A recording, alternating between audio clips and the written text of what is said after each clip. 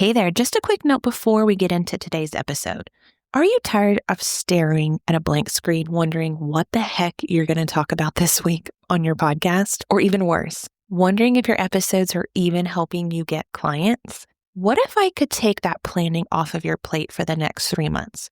I just opened up a done for you 3-month episode plan where I will create a custom 12 episode roadmap built for your offers, your opt-ins, your goals, your podcast, so that your podcast leads to email subscribers and clients. You will walk away with a 3-month plan with 12 episode titles, episode purpose, call to actions based on your offers, and a clear content plan that you can plug right into your workflow. So there's no more guessing about what you're going to talk about for at least 3 months. This is a brand new offer, and for the next 2 weeks until January 23rd, you can grab it at a beta price of only $97. The regular price will be $297 after January 23rd. So if you want strategic episode planned just for you and your offers, your business, and I'm not talking about just a bunch of ideas that will go nowhere. This follows my framework. So it'll be all laid out for you, 12 episodes that you do not have to worry about. That's 3 months. So if you are interested, click the link in the description below to get started or to learn more. Now let's get into today's episode. Hey there, welcome back to Podcast First Marketing. I am your host, Allison Nitsch. Last week we talked a lot about your listener to client journey. And one of the strongest buying signals your podcast can create is when someone binges your show. That is exactly when you know that it is working. And it's exactly what I do when I decide I want to work with someone, or what had me decide I want to work with someone. So today we're going to be talking about how to make your podcast bingeable, binge-worthy, where people want to listen to it over each episode over and over, or not over and over, but one episode after the other. And I will tell you, you can kind of tell when someone's binging your show because you will see a steady, like I guess you can see that the downloads go up for each episode and you're like, oh, that's someone who's listened to every episode. But I also want to talk about what you can do to keep your listeners coming back again and again so that you are creating this bingeable podcast. I've had people tell me that they found my show and they listened to like 5 episodes in a row. That's when I know my strategy is working. That's when you should know your strategy is working, because binging your episodes means they are trusting you. You've made it past that discoverability. They're learning to trust you. And now listening over and over, you're nurturing them and you're leading them one step closer to buying from you. When a listener can't stop hitting next, it means that your message, it's resonating with them. Your structure is working. The way you've aligned your content is working. All of it is working in your favor. You are helping them get what they need or want to learn more from you. And that's what we want. That's what's going to build that trust that's going to make them want to work with you. If they don't want to listen to your show, they're probably not going to want to work with you. Maybe they will, but this makes it a lot easier.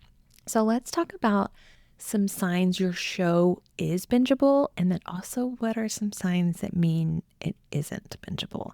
We don't want to hear those, but sometimes we need to hear that that's kind of the road we're on so that we can take it the other direction. So let's start with some basics. Let's start with what actually makes a show bingeable. When someone finds your podcast for the very first time, you want them to listen to one episode and think, oh, wow, I like her. I like what she has to say. I need to hear another one. This is why I always say when we launch a podcast, we always want to start with more than one episode. I always say at least 3. So that way they'll binge 3 and they've heard enough of you to make them want to listen to more. Because one episode doesn't always do the job. It might have been that, I don't know, that discovery phase. And you're like, well, I want to know some more about them. And if they have to wait a whole nother week to hear even just a second episode, we might lose them in that process. So this is why I say we want 3 to launch. If you've never launched a podcast before, I always have you launch with 3. But here are a few signs that show your podcast is bingeable. Your episodes, they feel connected to each other. They build upon each other. Even when your episode topics are very different, it's very clear that they are related to some extent, I guess I should say. There's a clear thread. There's like this point of view, your philosophy, your method, it's all in each of them, even if you're talking about something completely different, and it kind of ties them all back together. It's like a Netflix series. I always say binging a podcast is like Netflix. Each episode gives you something new, but it still makes sense as part of the bigger picture. So like I talked about episode titles a few episodes back, and even though that was very specific, it's still part of the big picture and how to get your podcast to grow. So we want to make sure that they're all connected in some way. It doesn't mean that you have to always have like a series, but still they have to know that the way you teach is part of all of them. I really hope that makes sense. I feel like that was just a jumbled mess of words, but making your episodes feel connected is a huge part. Another thing is that you use story and structure intentionally. People, they will binge when they feel emotionally invested to you. Maybe because you don't just have to be teaching them. You're taking them on that journey we talked about last episode. You're using examples, you're talking about client stories, you're teaching lessons, and that starts to make all the advice you're giving them stick. And if you're doing that in each episode intentionally, I mean, it doesn't have to be word for word in exact structure all the time, but the more intentional you are, that really starts to make them realize, okay, I want to listen to more of this. And then some things that I like to talk about or say is that when you stay focused and you skip the filler. Now, I want to be very careful in how I say this. Not every episode has to be exactly spot on. I could have some random episode thrown in there, but there's a clear goal and a transformation, even if it's a short episode. Remember, your value doesn't come from how long you talk, whether it's 5 minutes or 45 minutes. It comes from how you clearly communicate what your listener needs. I think one of my recent episodes was like 8 minutes long. And then I've had some that are 25 minutes long. It just depends on how long it takes to get that point across. But there are so many, I don't want to put people down, but what I want to say is there are times when people will get off on the biggest tangent. Doing it randomly and every now and again, that is fine. And sometimes you have to tell a side story to get that connection to you. But it's when it happens consistently. There is a podcast host that I love, I adore. I actually love learning from her. But there are sometimes I secretly cringe inside because she will on her podcast stop and not take a phone call, but like pause her phone because someone's calling. And then she'll tell a story about why they're probably calling. And the whole time she's doing that, I'm thinking, oh my gosh, what was she even talking about? And then she loses her track. And I'm like, that just needs to be edited out. But you know what? She's doing really well. So people love her for it. And that's just the way she makes a connection. But if you're doing that all the time, you might lose that bingeable quality. Okay, now on the other side, let's talk about some signs that your show might not be bingeable. If you are jumping from topic to topic and there's not really this clear thread of how you can weave it all together, like maybe one week it's about mindset, and then the next week it's about marketing, and then the next week you have a guest interview that has nothing to do with your niche. And maybe you can tie that all together and that would work. But if it doesn't have any real rhyme or reason as to why you're talking about that, that inconsistency is going to confuse your listener and it's going to make them less likely to stick around, because usually what makes them binge your content is because they're learning a specific thing and they want to learn more of it. Now, the inconsistent content might be someone who is just really likes what you have to say, but it might not be someone who's going to purchase from you. So just because they're listening to you doesn't mean they're going to buy from you. What I'm talking about is that bingeable quality that's taking them on the journey to buying from you. So I hope there's a difference in that you can understand. But another thing that could be a sign that it's not bingeable is it feels very repetitive or overly scripted. When every single episode sounds exactly the same, like they're reading from a script, but they might just be changing out a few things. Now, I'm not talking about the intro or the outro. That's completely different. Those should sound the same. It gives that feeling of familiarity. I'm really kind of talking about the shows that, I'm trying to think of an example. Okay, nothing's coming to me, but it's just very, I think you might know what I mean. It's just, you don't want to hear the same thing over and over and over. Now, you don't need to reinvent your show, but you want to have a variety of pacing or a different perspective on things, or even not a different topic, but just something different that you can talk about that makes them want to hear something. Because if they're learning the exact same thing every single time, one, you're going to get tired of talking about it. And two, they're going to get tired of listening to it. So you want to give them a different variety of things, but that all still tied together. The other thing that I will tell you stops bingeability? No, being bingeable. I think I'm making up words now. Is that you rely way too much on interviews. We've talked about interviews a lot on this show, but I think unless you're doing it very strategically, too many interviews are not going to be bingeable because it's a different topic every time. Not every single one of your guests are all going to be talking about the same things. I talk a lot with helping you grow your show to sell your offers and services are going to be maybe one guest a month. I know you may have two. If you want to bring a guest on, or not a guest, a client for a client episode or an audit, or like a spotlight, I've seen them call like client spotlights. That's what I was trying to say. That's different. That's not really interviewing a guest. That's kind of like helping you out. Like, so they're kind of selling for you. Those are different. That's not what I'm talking about. I'm talking about a guest who comes on your show to basically talk about what they do. Now, if you're going to have a guest on your show, I've said this, you should have it to where it ties back to your audience. You don't want to talk to somebody who's going to have nothing to give your audience. But just remember that when a guest is on your show, they're selling their services in a sense.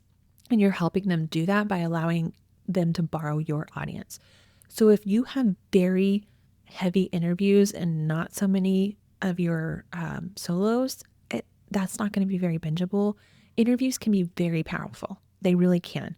But you have to align them with your message and what serves your listener journey. So if it's going to help tie in, let's just say that one guest is going to help them click to like, oh, that makes more sense. And now I see how, Allison can help me do that, or something like that. That's what you want. But random guests giving random topics, that's not going to help you.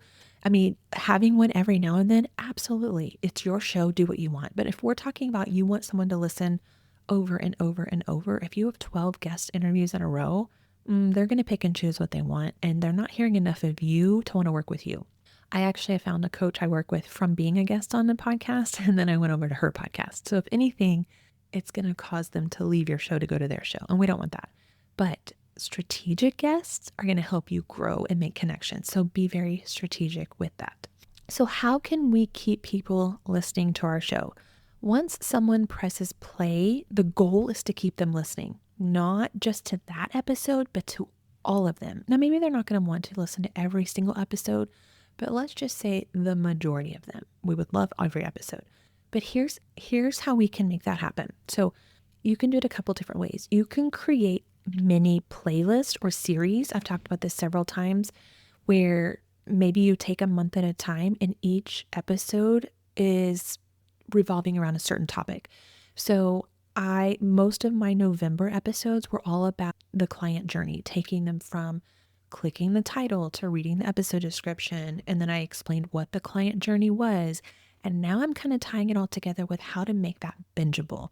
So they're not the exact topics, but they all relatively go together. So each episode can stand on its own. It doesn't need another episode to go with it. But when you've brought them together, you're creating that bigger transformation. So you can see how I've taken you from what you title your episode to what you say about your episode, well, how that funnels them in through this listener journey, and then how we can create these bingeable content. So I'm not saying you had to listen to each and every one of these episodes, but it ties it all together to make this bigger transformation, which is we want people to binge your show, to learn to love you, to learn to trust you, to wanting to work with you. That's the overall goal. So it just gives your listener a reason to keep coming back because they feel they need more of you. They feel like they can feel the journey building. They can just feel like they know that they need more. They need to learn more. And eventually they're going to be like, okay, I have to work with her. Another thing that will keep people listening, and you may hear me telling you this each week, is that what you can hear, like what's next. End every episode with what the next episode is going to be about. So before you sign off, give them a preview of what you'll be talking about next. This is very key to talking about next. And that makes someone want to come back because you're kind of teasing out, well, if you want to hear this, you got to come back. I mean, even one simple line, like I'm trying to think of how I say it, but like next week, we're going to be talking about how to turn your listeners into clients. So you'll want to tune in for that. I think last week I talked about we've taken you on a listener journey. And if you want to learn how to keep them coming back for more to binge your podcast, come back next week. So it just plants that curiosity and it keeps them following you and they want to see what that episode is about. And another thing you can do is you can mix up your episode styles. I think I said this already, but bingeable content doesn't mean it's predictable. You can rotate between frameworks and from different stories and you could talk about behind the scenes one week, and then you can talk about an actual strategy the next, or you can just keep them very short tip-like episodes. But if you kind of give a little bit of a variety, it keeps them more interested because that variety, it shows that dynamic that makes it easier for people to stay engaged. And you take them through those different journeys because maybe something you said in one episode didn't hit, but you say it a different way in another one and they're like, oh, that makes sense. So, I mean, think of it like your favorite show. The format's going to be, I'm thinking of Friends right now. The format's the same. They always end up at the coffee shop. They always have the apartment, Monica and, it ended up Monica and Chandler's apartment, but there's different emotion with each one. The pacing changes. There's different storylines. There's just enough to keep you hooked. But I'm thinking like in a TV show, they leave you hanging, whereas we really can't do that. Our leaving them hanging is telling them what's next. So it could be like the preview to next week. So think about those three things. Now, this has taken me a long time, and I've been working in podcasting since 2022. But here are some things that podcasts, in my opinion, they don't need anymore. Now, there's a lot of extra stuff that I was so gung-ho on telling my clients, well, you need to have this and you need to have this. But the more I'm getting into wanting to teach you to have bingeable content or bingeable episodes, we need to kind of hold back on some of these things. And this is because being bingeable is about, you want that clarity. We're not so worried about the perfection. And let me explain why. One of the things that I have let go of, and even explaining to my clients they can too, are the long intros. Those very structured, they play every single episode. I have a couple I listen to each and every week, and I know I have to hit the little fast forward button 3 times, which means it was 1.5 minutes. Listeners can decide in the very first few seconds whether they're going to stay. You want to get to the value very quickly. You want to say who you help, what the episode's about, and just get started. And plus, you may want an intro for someone to understand who they're listening to, who you are, if they've just found you. But the problem is, if they're going to binge your show, think about if you've listened to the same host like 6 times in a row. Do you want to listen to that intro every single time? No, you already know who they are. You hear that music, you know which podcast it is, and you just start hitting fast forward. Some people are not going to want to do that. If they really want to listen to you, they will, but we want to make it easy for them. So you may notice I dropped my music.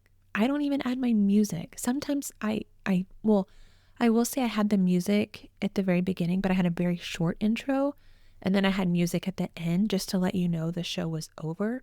But I am simplifying things. I'm trying to make my life easier. And when I'm batching 4 to 5 episodes at a time, I don't want to stop and have to add in the music and add the intro. I'm just making it very easy. So I just get to the point and I get started, and then I let you know the show is ending, or not the show, but the episode at the end, because I'm telling you, come back next week so you know it's ending. Because sometimes I've noticed that when I hear the music, I'm out. I don't necessarily stop it, but I know it's over. So most times when I hear the music, I know the show is ending, and sometimes I just go to the next one, and they may have mentioned something at the very end that I didn't hear because I stopped. So that's just something to think about. The other thing is heavy editing. Oh, I was a perfectionist, especially when it came to my clients. I made sure that their episodes were so perfect, so clean. And I am learning more and more now that you do not need to sound perfect. Now, clean audio, yes, we want it to sound great, but the connection is what is going to beat all of that every single time. So taking out every single, now I will take out very loud breaths because you do not want to hear me breathing in your ear. But I am talking about every little tongue click. The tongue click is like when you hear or not even that, but like when somebody just like a mouth click. I don't know. I just couldn't leave it in. And now I'm just like, you know what? I used a script and I can click that studio sound button. Now there are some things about studio sound. If you used a script, you can always DM me and I'll tell you more about it, but it can clip you, like clip your sounds. So you have to be very careful with it. But overall, as long as it's not this squealy, loud, or you just sound so muffled, it's okay. As long as people can understand you and it's easy on the ears. There was a podcast host, it's been like a month or so ago, and she starts talking in her episode, and I was like, she doesn't have her mic on. Like I could clearly tell. And I just thought, well, I'm a podcast editor. I know what that sounds like versus when you clean it up. And it was just funny because then in her stories, like a day or two later, she was like, guys, why did y'all not tell me I didn't have my mic on? I uploaded the unedited version. And when you listen to the edited version, she clearly added it later. It just sounded better. It's not like she took out all the mess up. I mean, if you make a huge mess up, just cut it out. Nobody wants to listen to whatever. Somebody posted on Threads the other day that they would listen to this podcast episode that would leave in like 10 minutes of silence. Like you could tell they literally got up from the mic and went to the next room and came back, like to grab a book. I'm like, no, take that out. Like just clip it out. It's not that hard. So yes, we want to edit. Yes, we want it to sound good, but we don't have to make it so perfect that it takes away from the actual value. Like I mess up with my words sometimes. I used to cut those out. Now I just say, well, people now can know that I'm not speaking perfectly and I fumble on my words and it's okay. Sometimes I make it a funny thing out of it. It just shows my personality. So we want Bingeable podcasts to feel personal. We want them to be simple. We want them to be strategic, but we also want it to make it easier on you to where it's not taking you 12 hours to edit. I was taught that to edit an episode would take 4 times the length of the episode. So that's what I did. If I had a 30-minute episode, it took me over 2 hours to edit it. And it did because I made it sound so great. Now I take my 20-minute episodes. Well, I edit my episodes on 2 times speed. So I listen to myself 2 times fast and I can edit it in like 10 minutes, if that. Well, usually if it's 20 minutes, it's usually 10 minutes because I'm on 2 times speed. But just make it simple in your life. I mean, I got paid to edit episodes, so I wanted to make it seem easier. Now, when people hire me to edit, I'm like, look, I'm making you sound great. It's not going to be perfection unless they truly just want me to clean it up perfectly. I will. But my goal is to save them time when I do it for them. But overall, your podcast doesn't have to be perfect to be bingeable. But when you strip away the stuff that's not needed, your message stands out more. And that's what's going to keep people listening. So if you are ready to turn your podcast into that kind of bingeable podcast, a trust building experience, someone who's going to find you, learn to love you, and want to work with you, and it's not just a show that people are going to listen to one episode and say, see you later. We want the people who can't stop listening to you. And that doesn't mean they have to listen to every single episode, but we want them to come back week after week. But overall, your podcast, it has so much potential. See, there I go. I'm not going to edit that out. Potential to become someone's favorite show. And even if you're not someone's favorite show, it's one that they have that they listen to every single week and they can't stop listening to it. And they keep coming back to hear more and more of what you say. And when that happens, selling stops feeling hard because you don't really have to sell. I think I had an episode about this where you don't really have to sell because they learn to just love you and trust you and want to hear more of what you say, and they want to learn and work with you. That's what I want for you. Okay, I have no idea what I'm talking about next week as I talk about bingeable episodes. This is sad, but that's okay. You know what? It's okay. It happens. This is the last episode that I was batching today, and I don't have any of my other ones pulled up. So you know what? We're going to end on that. So come back next week to hear whatever it is I have to talk about. Hopefully you come back because you just like what I have to say, or you want to just hear me keep messing up. Either one is fine, but I'm not going to edit this. So until then, I do know what I'm saying last. Keep creating those episodes that move your listener one step closer to becoming your client, and I will see you next week, friend. Have an amazing day. Wait, don't leave yet. Before you go on to the next episode, I want to share something with you. If you listen to this episode right now and you're thinking, I know my podcast is good, it's just not bringing me clients and sales, we need to build a strategy that does this. You're not just needing to create more content. That's why I created my Profitable Podcast VIP Day. In one day, we will build your client funnel, go over your offers, and then I will do my magic behind the scenes to give you a strategic podcast profit blueprint, which will include everything you need to build out a profitable podcast. This will include a full audit of your podcast to offer funnel map, 12 strategic episodes with call to actions to your offers, a visibility and repurposing plan built for where you want to show up. This is all customized to you and your offers and your goals. If you want a podcast to bring leads and clients consistently, not just the downloads, apply now at AllisonNitch.com/VIP or click the link in the description.